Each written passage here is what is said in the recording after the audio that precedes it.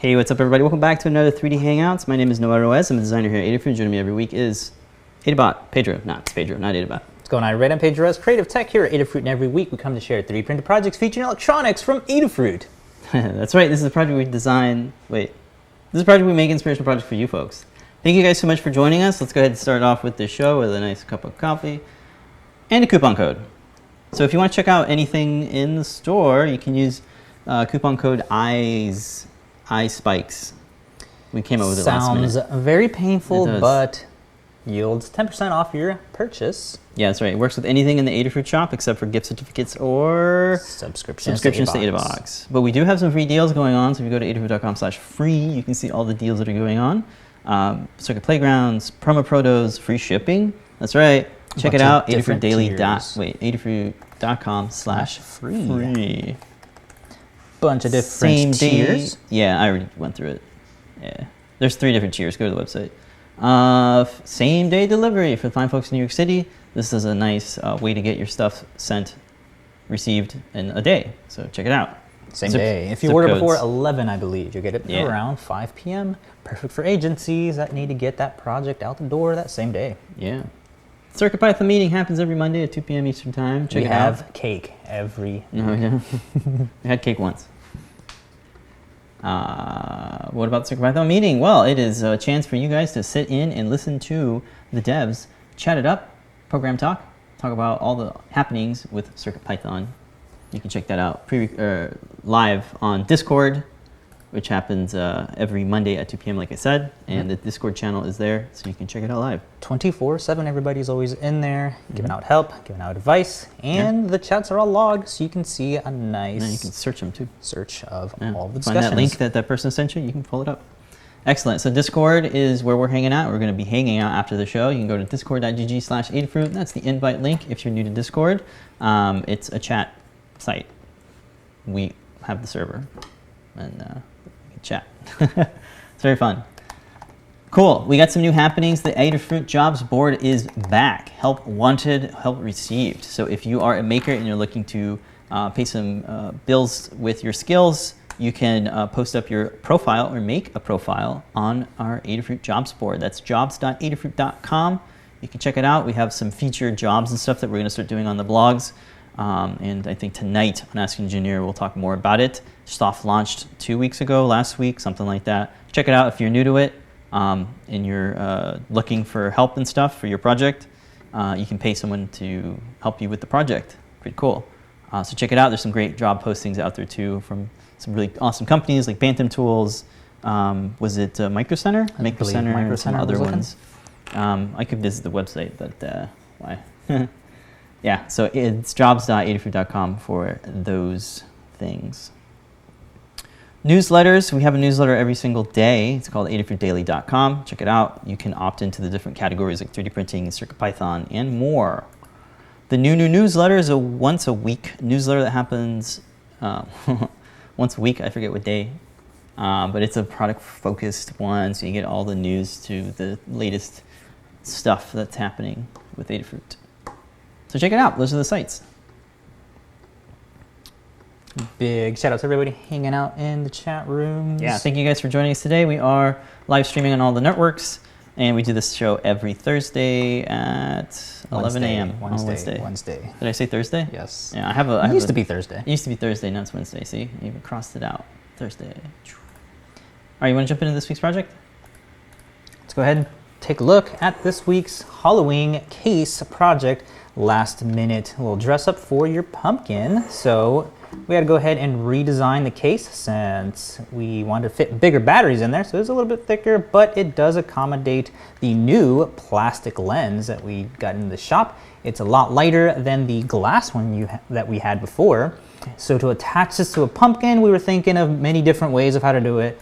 We came to the conclusion that we should just dress it up with nice spikes and have those act as double duty so that you can just stick them on to a real pumpkin. So we got one of the ugliest pumpkins that we've seen so far this season. It's like a grayish green goblin looking one. Yeah, like an ogre. And you can just press fit these into like any squishy area. or surface, and it just attaches like that, and there you go, a dressed up pumpkin. Of course, we did some pre-cuts and some hand cutting to make his mouth and the little horns here, but this is perfect. Super simple way to last minute dress up your pumpkin, because if you're last minute dressing up your pumpkin, probably last minute dressing up yourself too, so this will make it a little bit easier to just slap that on there, and it has a nice hold on there. As you can see from the sides, it does punch through the flesh of that, and of course you can it's on there really good, so yeah, might as well show that off before I rip it off and put it into a different pumpkin. Yeah, the same amount of pretty cool magnification that's happening with the cheaper plastic lens, so you're not going to lose any quality in that. And let me take that off. You can see that you still have the lanyard spacing for that, as well as fitting up to a 500 milliamp hour battery inside here.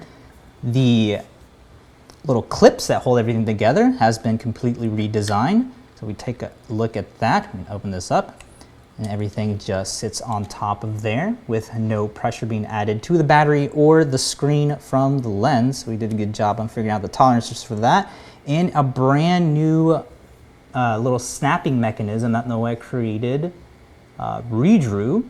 You want to show us how this one actually works? Oh yeah, that's not plastic. Yeah, that's another good reason why we're liking the plastic one. Yeah. So these just lock on like that and then snap fit. Like This is great. You don't need any hardware to keep the PCB in place. Oh, they're still there, the standoffs with the holes in them. They're still there if you really want to secure it in there.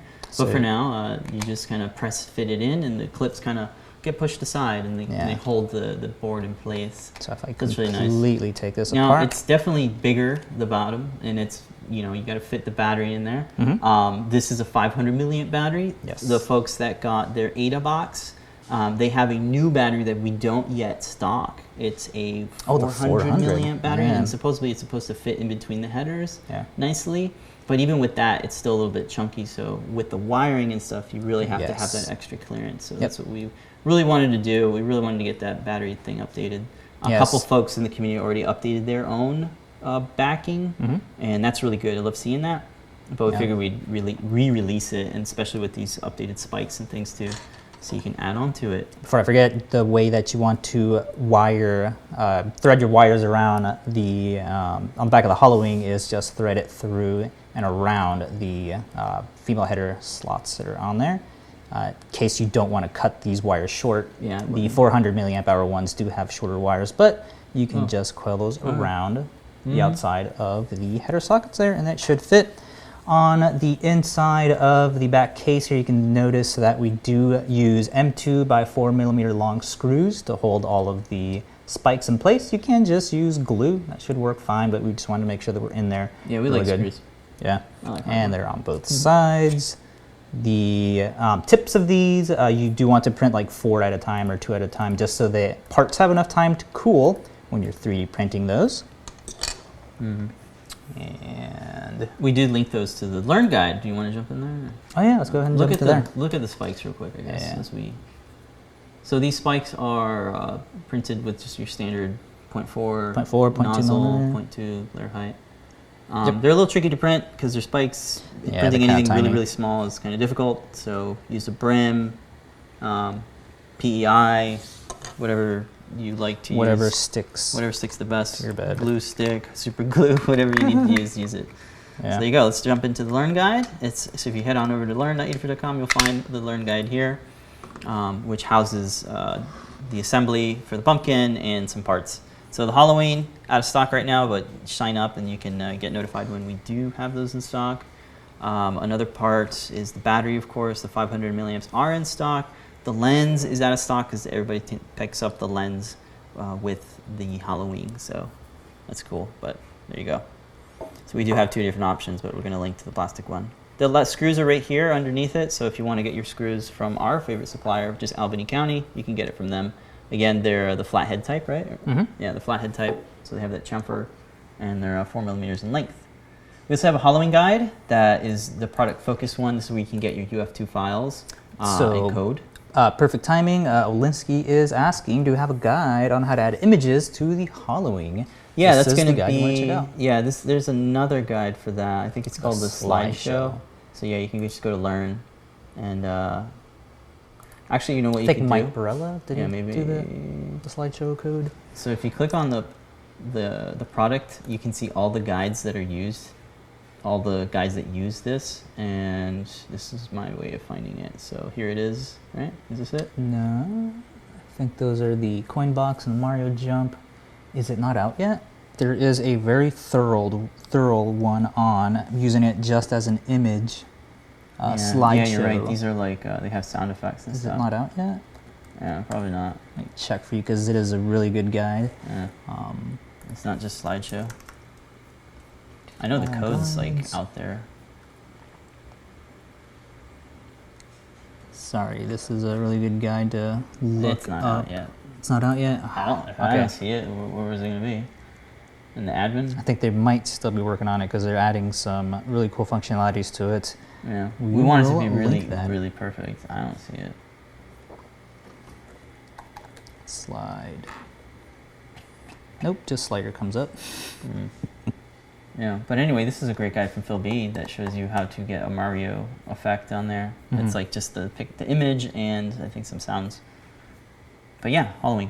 There we go. Sweet. We Moving will on. tweet that out when it's released Yeah. or when I find it. Yeah, be on the lookout for it.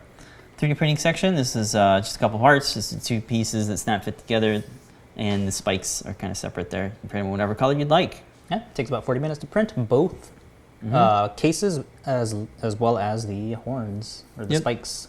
STLs are on both places in GitHub and on the Thingiverses and stuff. We have the Fusion 360 files available as a public shared link. We also have them on GitHub, which is a pull request, but it'll definitely get merged in soon. So if you go into the Learn Guide repo, you will find them there. I will link to them once they're public because I have to have it approved. So those are the design files. We also have the HalloWing PCB as a whole, so you can use that and get all the perfect measurements for that in our GitHub CAD files. They are there. And we also recommend, if you're first time, you want to pick up a printer, we got this one in the shop, which is a really nice one. Really nice kind of entry-level printer. Yeah, It that's has what we use for a lot printing of- the spikes and the case. That's right. Really good. All right. One last thing about the slice stuff. We're using Cura 3.x. And to get the tolerances right, you probably want to try using the line width that we have suggested here, which is 0.38. But experiment if you're using Slice or something else. You might So want to Flash experiment Print was with able to print with the 0.4 layer width. And Excellent. And the snap snap fit still works? worked. All right. So you Cool. still have some leeway there. Excellent. Yeah, it's when you try to print one on the Flash Forge and then one on the Ultimaker, and you try to snap them, sometimes they don't fit. So that's where you want to, yeah. Okay, cool. Excellent. No supports either. Yay. All right, now onto the assembly of it. So yeah, hardware screws or glue. It's up to you, however you like to attach them. We talked about the battery, positioning it, making sure your wires aren't being kinked and that sort of stuff. There is a little exit room here for cables to come out. Yeah, you want to peek on that, make sure that you are not applying any pressure on top of the battery or the wires on there. You don't want to puncture that. And then getting the snap fitting the PCB is just at an angle and then firmly pressing it in. That's the important part right there. At an angle, insert one side first and then the other. Yeah. You want to maybe pull back one of the tabs just so that you don't have an interference with the board fitting. Cool. Lens, just kind of lay it on top of the display, and then carefully bring the top over it, and the cutout on the top will just kind of reposition that lens for you so it's right in where it needs to be. And obviously you want to be careful. Don't apply so much force on the display itself. Yeah, there is a foam backing on the display, and we had to accommodate for that foam. Yeah. Because that's how we attach that's how the manufacturing guys attach the display to the PCB with a little piece of foam tape. So that's why it's a little bit thicker. And we have a good example here. Using it with a foam pumpkin, so you can use this year round, not have to worry with all the mess of a real pumpkin. So we're just using the knife to cut out a hole on the top, and they should be hollow. I didn't know if that was going to be the case or not, but thankfully these were. Oh. We're using a 1/3/8 spade drill bit, which is about the same size diameter as the lens. Yep, 40 millimeters. So if you have a spade bit that's 40 millimeters metric, that's the way it is. So 36 will work as well, probably 38. Yeah. So the way that the lens works, you actually want to have it a little bit higher than what the, you don't want to have it like really in the middle of the pumpkin. You want to have it a little bit higher just so that there isn't any glare or reflections that's totally drowning out the LCD that's being used on there. You know, the angle. Yeah, it's got a view angle. So you just make it a little bit higher than the middle of the pumpkin. So you want to make sure you drill this in an area where you can easily clean up, well ventilated, because you are going to create a mess with all of the foam. Yeah. And as we were saying before, these spikes that are in the front, you can just line those up with the hole that you've created, and you can just push these into the foam, and it has really good sticking. Yeah. And then go ahead and decorate. Decorate it. Just use a Cricut here and some hand cut stock paper to decorate this very lovely plain pumpkin. Took about, I don't know, 5 minutes to cut everything out. Super easy to do. One of the things I forgot to show, you still have access to the button, and let me turn this on just so you can see the splash screen. I give shout outs to, oh, there it is. Yay, DigiKey. Yay, it's DigiKey. Excellent. Super fast boot. And of course, like you were saying, you can change out the eye. So if you have like a dragon or Eye of Newt, or I think we even have a cyborg one that goes along with John's Terminator eye project. And here's the back. You can still have access to the tiny slide switch there. And of course, a capacitive touch teeth also should function as well. We're using these for doing the slideshow. Yep. And if you're wondering where the clip is, I think we took it out, but it's in the other design. So if you want to remake the clip, you can do so in Fusion. Let's go ahead and jump into the design and see what some things we might have to look out for. Quick shout out to the new update of Fusion. Yeah. Definitely update if you haven't. Check out the video on all the new features. Here's the structure of it. Bodies is just the spikes because we didn't create a component for it, but everything else is going to be in its own component. So you can right click and you can isolate. Just look at what we got here. So this is the feather, the HalloWing itself. Now, one thing to note is that the display is flush with the PCB. That's not true. That's just the way it is when you bring it in from Eagle. But you can move it. It is about 2 or 3 millimeters away from the PCB, and that's that foam that we talked about.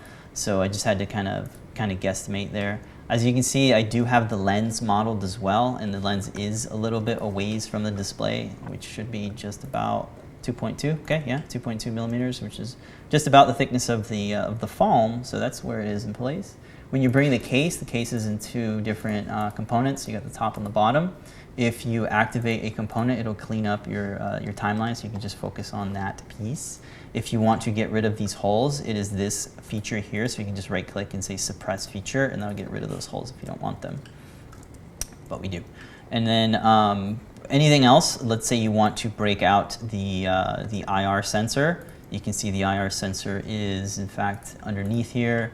The IR sensor is right here, so we could project this into the top case if we wanted to get to allow light to go inside here. But it is, bless you, it is a little bit of ways from there. As you can see, there's a lot of distance between the IR sensor and just a hole, so you might want to create a tube or a pipe that will, I guess, allow light to pass through just that area.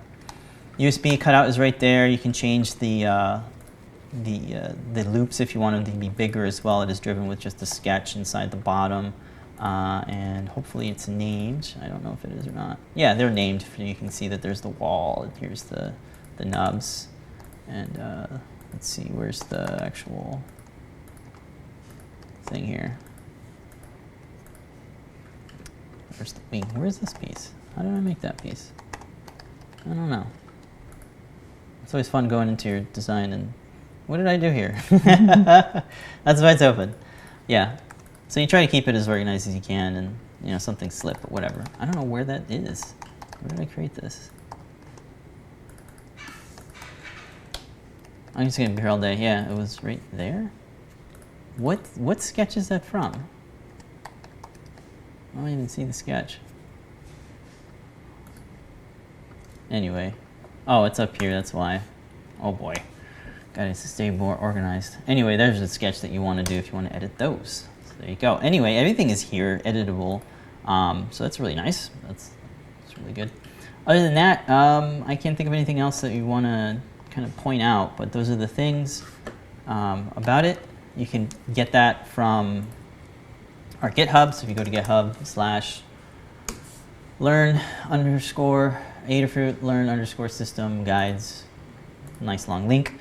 You can find here, this is where we keep all of our Learn guide files, and you just type in HalloWing and see that we have over 100 or something.